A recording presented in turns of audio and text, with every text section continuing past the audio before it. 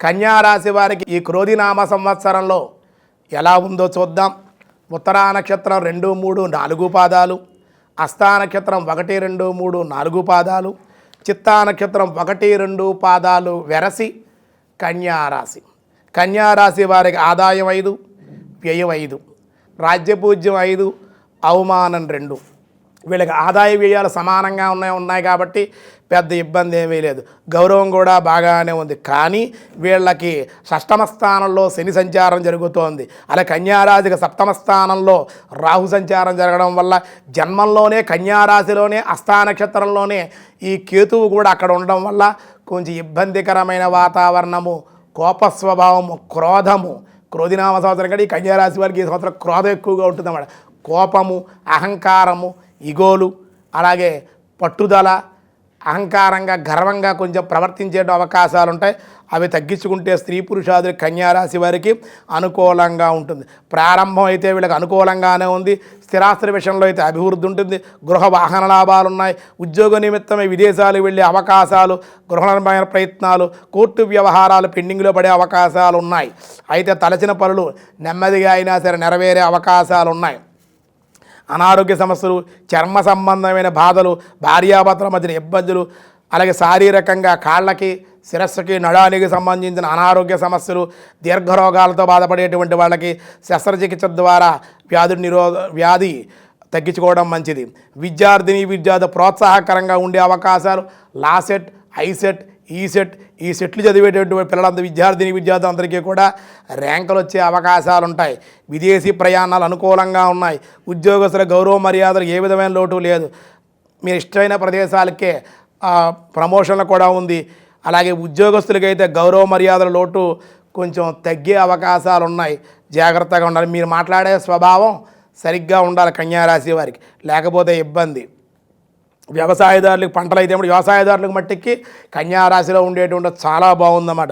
2 పంటలో కూడా వీళ్ళకి బాగానే ఉంటుంది. కానీ వ్యవసాయం పట్ల కూడా నిర్లక్ష్య భావం చూపించకూడదు. అలా చూపిస్తే పంట నష్టం కూడా ఉండే అవకాశాలు ఉన్నాయి.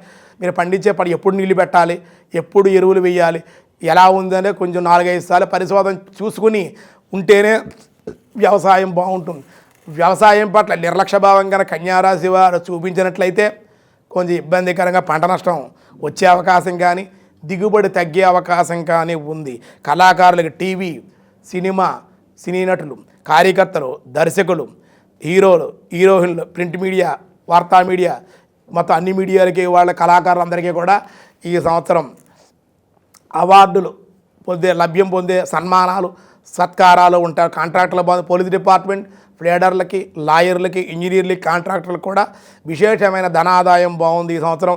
రాజకీయ నాయకులకి పెద్ద పదవులు వచ్చే అవకాశం, ప్రజల్లో గుర్తింపు, మీరు ఉన్న పార్టీని వదిలి కొత్త పార్టీలో జాయిన్ అవ్వడం వల్ల మళ్ళీ మీకు మేలు జరిగి సన్మానాలు, సత్కారాలు, మంచి పదవులు కూడా మీకు అధిష్టానం మీకు చేపట్టేటువంటి అవకాశాలు ఉన్నాయి. ఈ కన్యారాశిలో ఉండేటువంటి స్త్రీలు కనుక అన్ని విధాలుగా కొంచెం బాగుంటుంది. ప్రేమ వ్యవహారాల్లో కలిసి వచ్చే అవకాశాలు, కోరుకున్న వ్యక్తులతో వివాహం జరుగుతుంది.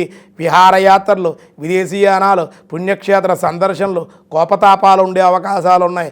ఆరోగ్యం విషయంలో తగిన విధంగా జాగ్రత్తగా ఉండాలి. ఉత్తర నక్షత్రం 2, 3, 4 పాదాల వరకు అయితే అంత అనుకూలంగా లేదు.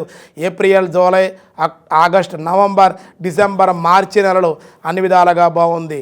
వీరు జాతి కెంపు ఉంగరాన్ని కుడి చేతి ఉంగరపు వేలి కనుక ధరించినట్లయితే బాగుంటుంది. ఆదివారం రోజుని గోధుమలు కేజింపావు దానంగా ఇవ్వడం వల్ల బాగుంటుంది. 2, 4, 8 అదృష్ట సంఖ్యలు.